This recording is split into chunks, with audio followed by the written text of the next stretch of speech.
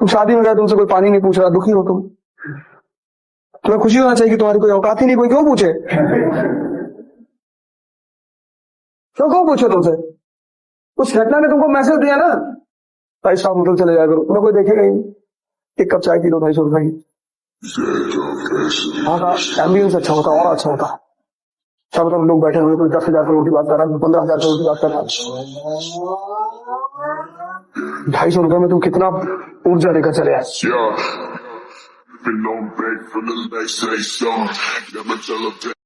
जो जा रहा है जाने। मैं जब इलेक्शन आ रहा, कई लोग चले गए, लोगों को लगा कि अब क्या करोगे।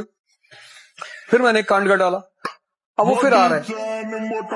हम लोग बहुत बिजी हो गया था। अरे मैंने कहा तुम्हारा दुश्मन कौन? तुमने कहा मोदी। तो तुम बहुत बड़े आदमी हो। मैंने कहा नीरव मोदी। तुमने कहा नहीं, नरेंद्र मोदी, नरेंद्र दामोदर मोदी। मेरा हिंदुस्तान में बस एक ही दुश्मन। तुम बहुत बड़े आदमी हो। तुम कह रहे हो कि ये कोचिंग वाले मेरे दुश्मन है, हमसे ज्यादा पैसा ले लिया, हम इनसे बदला लेंगे। गए तुम, खत्म। अगर आदमी की औकात जाननी है ना, उसके दुश्मन को जान जाओ कि दुश्मनी किससे करता है। जो ताकतवर है उसका दिल कोई नहीं तोड़ सकता, और कमजोर के पास दिल छोड़कर कुछ होता ही नहीं। वो बेसिकली भावुक कर रहा होता है। मैं तुमको बहुत प्यार करता हूं, दिखाओ। अब पार्वती जी ने यही बात शंकर जी से कही। शंकर जी ने कहा मैं आपको बहुत प्रेम करता हूं। मैंने कहा साबित करो। बोले बताओ क्या चाहिए। बोले घर चाहिए। कुबेर को पकड़ लाए, बनाओ सोने का महल। ग्रह भोज के लिए पूजा करवाई रावण के पिताजी से।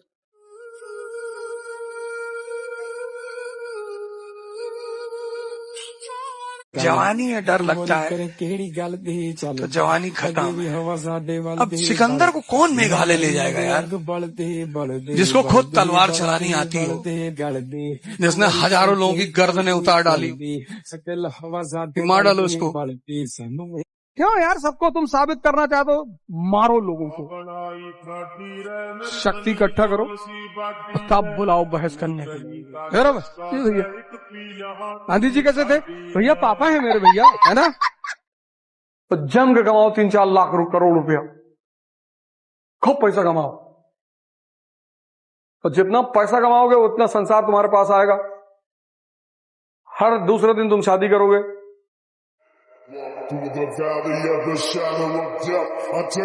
दो चीजों को तुम ताकतवर बनाने की कोशिश करो पर डे। एक तुम्हारा मन, एक तुम्हारी शरीर। व्यक्तित्व इन दोनों चीजों पर निर्भर करता है। जैसे मान लो तुम्हारी हाइट है 6 फीट और 200 kg वेट है, और तुम सिनेमा पिक्चर देखने गए और लाइन लगी है, तुम लाइन में नहीं लगोगे। तुम सीधे आगे काउंटर पर जाओगे, चार्ट टिकट देना, और लाइन में लगे हैं 5-4, 5-3, 5-6, कोई 40 किलो, कोई 50 किलो का। उस 5-4 में हो सकता है कोई खतरनाक आदमी भी लगा हो, 315 लगाए। उससे बचना बहुत जरूरी है। मैं बार बार आपसे एक बात कहता हूं, राजा बनने के लिए बस एक ही चीज का विकास जरूरी है, समझदारी। कोई स्कूल, कोई कॉलेज, कोई इंस्टीट्यूशन, कोई कोचिंग समझदारी नहीं पढ़ा, और समझदारी सबसे ज्यादा पैदा होती है देखने से। इसीलिए भारत में दर्शन शब्द का इस्तेमाल किए, जो देखकर सीखा जाए। किसी की, जैसे रावण को तुम कितना भी मारो, रावण को तुम कितना भी मारो, जब तक तुम रावण की नाभि में अमृत है ये नहीं जानोगे, तब तक तुम रावण को नहीं मार पाओगे। अगर नाभि पर नहीं मारोगे तब वो नहीं मरेगा। तुम भीष्म पितामह के ऊपर कितना भी बाण चलाओ, जब तक स्त्री को लाकर उसके सामने नहीं खड़ोगे उसको तुम हरा ही नहीं सकते हो। भीष्म पितामह को तुम युद्ध में, गंगा पुत्र जिसकी मां अमृत प्रदान करती हो, उसके बेटे को कोई क्या मारेगा। तो अगर भीष्म को मारना है तो उसका हथियार उनसे रखवाना पड़ेगा। अगर द्रोणाचार्य को मारना है तो उनका हथियार उनसे रखवाना पड़ेगा। बड़े तोपखान बनने की जरूरत नहीं होती है। तुम 2 लाख रुपए का फोन रखते हो, गिर गया, 4 दिन कोमा में रहोगे। हमारा फोन है 5,000 रुपए का। तो लल्लन टॉप वालों ने कहा नहीं कि आपके बारे में कहा जाता है कि बकैती बहुत करते हो। तो मैंने कहा था कि संबल की डकैती और अवध ओझा की बकैती। दम चाहिए।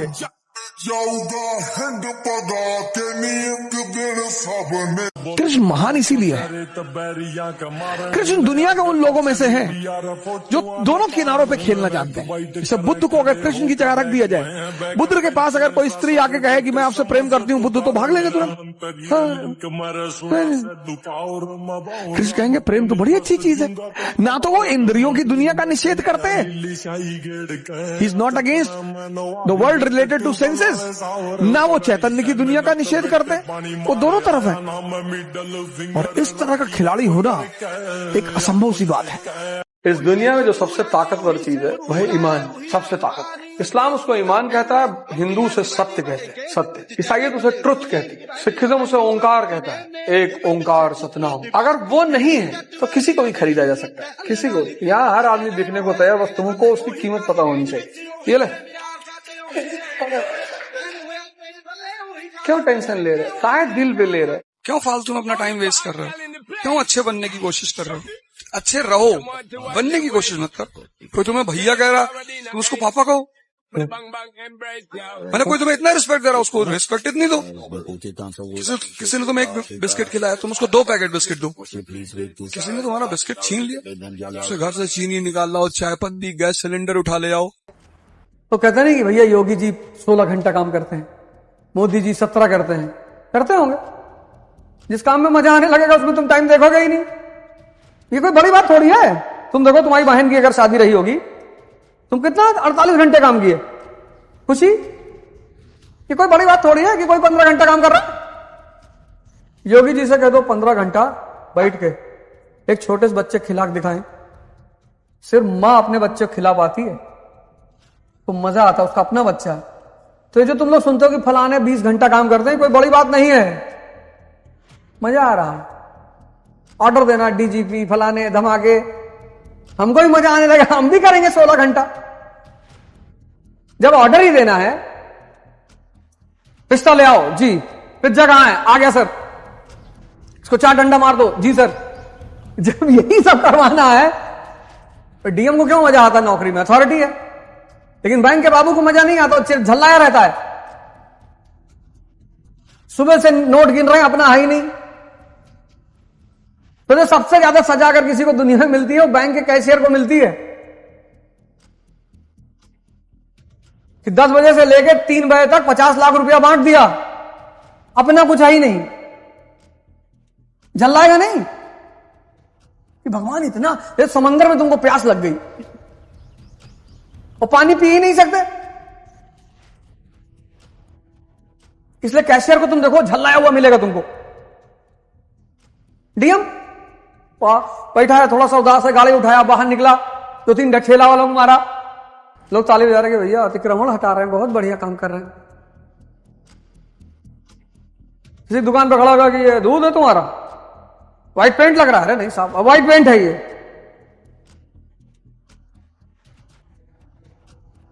शहर भर में घूम गए, चढ़ावा चढ़ गया, टेंशन खत्म हो गई। डीएम साहब बहुत काम करते हैं, अबे ऐसा काम हमको भी दिलाओ, हम भी करें। ऐसे काम है, हैं? लेकिन वो जो पोस्टमार्टम हाउस में बैठ के पोस्टमार्टम करता है, ऐसे काम करो। अपनी प्रायोरिटी को देखो कि पहला काम क्या करना है। देखो इसको पहला काम क्या करना है, इसको पता है कि यार मुझे ऑस्ट्रिया से लड़ना है। मैं तुम लोगों से क्यों बार बार कहता हूं ध्यान योग करो, पूरी जिंदगी लड़ाई है। अगर कमजोर मन और कमजोर शरीर रह गया, हर जगह मारे जाओगे, कुछ नहीं मिलेगा जिंदगी में, और सिर्फ रो रो के जिंदगी बीतेगी। इतिहास जिंदगी में कुछ शब्द इतने इंपॉर्टेंट हैं कि अगर वो सिर्फ वो 2-4 शब्द तुम अपने पास रख लो तो भी तुम्हारी जिंदगी बहुत अच्छी हो जाए। एक है धर्म। धर्म को किसी के कहने पे फॉलो मत करो कि फलाने ऐसे कह रहे थे। हाँ, तुम फाइंड आउट करो, R&D करो। तुम भी तो पढ़े लिखे हो ना कि यार व्रत क्यों रहते हैं, नवरात्र क्यों रहते हैं, और फिर जब तुम्हें उस चीज के पीछे का वैज्ञानिक कारण दिखाई पड़ने लगेगा, तुम्हें धर्म से लगाव हो जाएगा। एक तो शब्द धर्म हो गया, एक शब्द हो गया इंटरेस्ट। तुम चाहते हो प्रधानमंत्री तुमको फोन करे, करेगा। कुछ ऐसा कर दो कि भारत की 50 करोड़ जनता तुमसे जुड़ जाए, प्रधानमंत्री तुम्हारे घर आके बैठेगा। भैया वो बिस्मार्क आप पढ़ाए थे, बहुत अच्छा लग रहा था ना। हाँ, क्योंकि जो आदमी ऊंचाई पे बैठा हुआ है, उसके यही सब सिद्धांत हैं। इसलिए दुनिया में दो तरह की बस्तियां होती हैं सब जगह। एक आम आदमी की बस्ती, जैसे कानपुर में एक ऐसी जगह होगा जहां सिर्फ अमीर लोग रहते होंगे, ग्रीन पार्क है ना, ऐसे ऐसे एरिया होंगे जहां सिर्फ कोठियां होंगी 50 करोड़ 100 करोड़ 80 करोड़। और रेलवे लाइन के इस पार कुछ ऐसी बस्तियां हैं जहां झोपड़पट्टियां हैं, और दोनों एक साथ कभी नहीं रहेंगे। उनको दिक्कत सिर्फ इतनी है कि अगर ये गरीब आदमी हमारे साथ रहकर हमारे सिद्धांत को समझ गया तो फिर ये रेलवे लाइन के उस पार आ जाएगा, और इस पार उसे आने नहीं देना है। इसको उलझा के रखो जाति में, धर्म में, क्षेत्र में। तो एक धर्म शब्द हो गया, एक इंटरेस्ट हो गया, एक शब्द है बहुत प्यारा, मतलब है 4-5 लाख करोड़ का शब्द, एक अकेला शब्द, प्रायोरिटी, प्राथमिकता। अभी जैसे अभी तुम्हारी जो उम्र है ना, तुम ये बात देख लो कि तुम्हें अभी किस चीज को प्राथमिकता देनी है, बस। और जब भी कोई काम करो तुरंत चेक कर लो तो मुझे देना चाहिए कि नहीं देना चाहिए। अब तुम्हारे कम से कम 20 रिश्तेदार होंगे, अब हर रिश्तेदार के लड़के के मुंडन में जाओगे तो खत्म। और रिश्तेदारों का काम क्या ये कहना, भैया नहीं आओगे तो हम बुरा मान जाएंगे। मान जाओगे, क्या बिगाड़ लोगे? फिर आएंगे तुम्हारे बच्चे को दे देंगे 5100 रुपया कि बेटा आ नहीं पाए थे मुंडन में, वो पापा कहने लगेगा तुमको। अरे यार कहने वाली क्या बात है। देखो ताकत, जो आदमी, अगर कोई रिक्शा वाला कहते मैं भी चौकीदार, कोई लिखेगा ट्विटर पे, लेकिन मोदी जी ने कहा मैं चौकीदार। देखो कितने लोगों ने ट्विटर हैंडल बना लिया, मैं भी चौकीदार। और वैसे उनको चौकीदार कहते थे, बहुत गाली देते, चौकीदार दिखाई पड़ रहे तुमको। अभी कोई रिक्शा वाला कहते भैया मेरा परिवार नहीं है, लोग कहेंगे भागो यार, कर्म ही ऐसा किया कि तुम्हारा कोई परिवार ना हो। मोदी जी ने कह दिया कि ये भारत मेरा परिवार है, सब लिखने लगे मोदी का परिवार। तुम्हें ये सब चीजें देख के समझ में नहीं आता, तभी तो परेशान हो। प्राथमिकता सेट कर लो, एक वर्ड पकड़ लो, प्राथमिकता, प्रायोरिटी। तो जब भी कोई काम करो बस ये देखो कि ये मेरी प्रायोरिटी है, नहीं करना, बस सीधी बात। प्रायोरिटी नहीं है तो नहीं करना है, शुद्ध बात। अगर वो पर्टिकुलर चीज अभी मेरी प्रायोरिटी नहीं है तो अभी नहीं करना है। और चौथा शब्द है बहुत शानदार, अब बेशकीमती, उस शब्द की तो कोई मोल ही नहीं है, कोई अदा ही नहीं कर पाए। स्ट्रगल, संघर्ष। वीर तुम बढ़े चलो, धीर तुम बढ़े चलो, सामने पहाड़ सिंह की दाव। इसीलिए तो बचपन ये सब चीजें पढ़ाई गई थी। अब तो बच्चों की किताब में पता नहीं कौन कौन सी पोयम आ गई है। Bucket is empty, you are crying, पता नहीं कौन राइम बना दिया इस तरह की। ये 4 शब्द तुम अपनी डायरी के फ्रंट पेज पे लिख लो कि मुझे अपने जीवन में इन 4 के सहारे आगे बढ़ना है। बहुत सारे स्टूडेंटों को मैं देखता हूँ बहुत परेशान रहते हो, हमसे कोई बात नहीं करता, कोई दोस्त नहीं, कोई गर्लफ्रेंड नहीं, कोई बॉयफ्रेंड नहीं। अरे तपस्या करने का समय है पार। ये तपस्या, जब जीवन में कोई तुम्हारे करीब ना हो तो समझ जाना कि तपस्या करने का समय। कल एक साहब कह रहे थे कि आजकल के बच्चे बड़ी महत्वाकांक्षा नहीं रखते। मैंने कहा उसका एक बड़ा सिंपल सा रीजन है, बड़ा साधारण सा रीजन है, वो छत से ऊपर देख ही नहीं पाते। हम गांव में जाते थे नाना क्या, आसमान के नीचे सोते थे, खुले आसमान के नीचे चारपाइयां बिछती थी सर, और जमीन से आसमान तक नजर जाती थी। जब तक बच्चे आसमान के नीचे सोते रहे उनकी महत्वाकांक्षाएं बढ़ी रही, और जब बच्चों ने आसमान देखना ही बंद कर दिया महत्वाकांक्षा छोटी हो गई। हमारे एक मित्र हैं, अब तो रहे नहीं, श्री एस के ओझा जी, हमारे संघर्ष के बहुत बड़े साथी थे वो। उनका एक कमरा था सर 6x6 का, 6x6 का सर। हम उस 6x6 के कमरे में 3 लोग सोते थे सर। हमारे पास इतना पैसा नहीं था कि हम रूम रेंट पे ले लें मुखर्जी नगर में सर। मेरी 8 बजे सुबह क्लास होती थी, और अब शुरुआत में तो आपके पास इतना पैसा होगा नहीं, घर से कोई बैकिंग थी नहीं, माता जी ने घर से भगा दिया था। सिर्फ मेरे एक बचपन के मित्र हैं जिनका नाम मैं किसी दिन बहुत फुर्सत से लूंगा, पंकज पांडे जी, उन्होंने बीच बीच में बहुत आर्थिक सहायता की सर। लेकिन आप हर महीने खाने का पैसा, कपड़े का पैसा थोड़ी मांगेंगे सर। 8 बजे से लेकर 2 बजे तक होटल में, 4 बजे ऑटो से कमरे पहुंचते थे, सुबह 8 बजे क्लास होती थी सर। दुनिया में अगर जैसे लोग कभी कभी मुझसे कहते हैं वादा करो, मैं नहीं करता सर। गारंटी दो, वो तो दे ही नहीं सकते सर।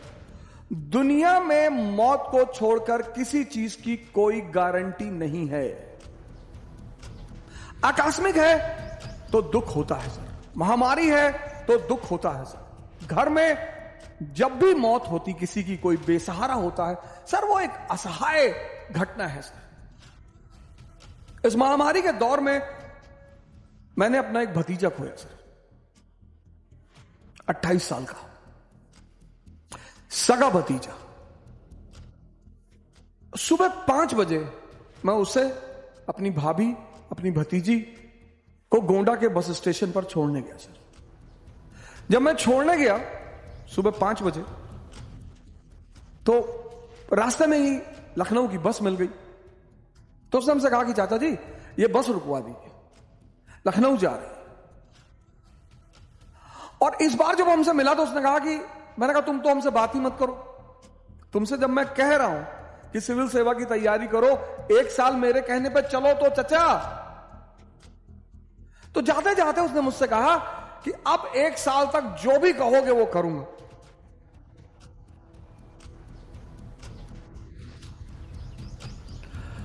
बस यही उसके अंतिम शब्द है।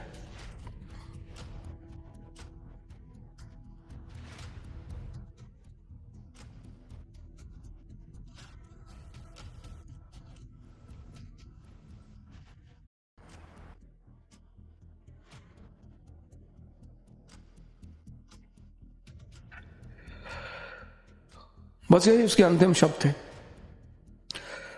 धोखेबाज। शायद घर के लोग समझ नहीं पाए,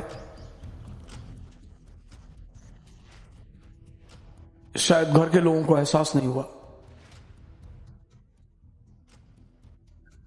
एक ही बेटा था सर, 2 बेटियों पर एक ही बेटा था। हम सब ने दर्द को झेला है सर।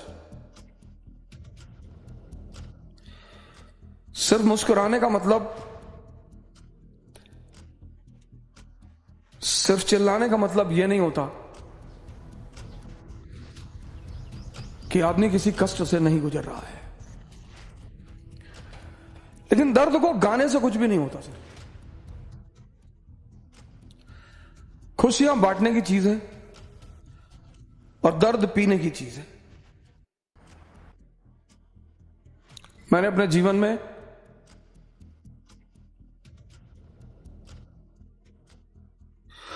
एक लंबा संघर्ष किया है। खाने के लिए भी सोचना पड़ता था सर। दिल्ली में जो डीटीसी के स्टॉप है, यहां पे सोया हूं। गुरुद्वारे में खाना खाया हूं। एक होटल के बियर बार में काम किया हूं।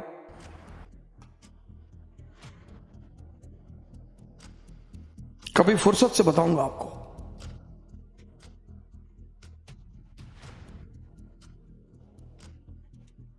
लेकिन बाबर की एक लाइन, कभी कभी होता है ना कि कुछ चीजें आपके सबकॉन्शियस में बैठ जाती हैं।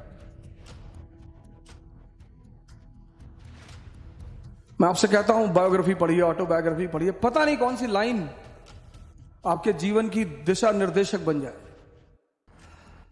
और जब वो कहता है कि क्या हुआ जो मैदान हार गए, अभी सब कुछ नहीं हारे। वो अदम्य साहस और इच्छा शक्ति जो सर झुकाने और सजदा करने को तैयार नहीं। सर ये लाइन तो दिल में बैठ गई है सर। कयामत तक लड़ेंगे, कयामत तक लड़ेंगे सर। दिल्ली के लिए लड़ेंगे, काबुल के लिए लड़ेंगे। लड़ना ही जिंदगी है सर, और कुछ है ही नहीं। अगर कोई तुम्हें छोड़ के जा रहा है तो तुम बहुत भाग्यशाली आदमी हो, क्योंकि वो तुम्हें मैसेज देके जा रहा है कि तुम कमजोर हो। पहला बात, उसका एहसान मानना, उसको जाके उसको घर पे थैंक यू बोलकर। हमारे देश में एक कहावत है जो बिल्कुल गलत है कि कर्म का फल मिलता है, नहीं, ज्ञान का फल मिलता है। कर्म का फल मिलता तो रिक्शा वाला बहुत अमीर होता, कितनी मेहनत करता है वो। ज्ञान का फल है, जिसकी समझ जितनी ज्यादा है उसके पास उतना ज्यादा पैसा है। समझ का पैसा है। An idea can change your life. True. मैं अगर मुकेश अंबानी को जाके बोलूं कि सर मैं आपको एक फार्मूला देता हूँ और आपकी कमाई 100 करोड़ पर डे है, वो 500 करोड़ पर डे हो जाएगी, I will be God for him. अरे कहेगा ओझा जी बताओ कितने चौपर तुम्हारे नाम करवा दो, एंटीलिया आदि तुम्हारी।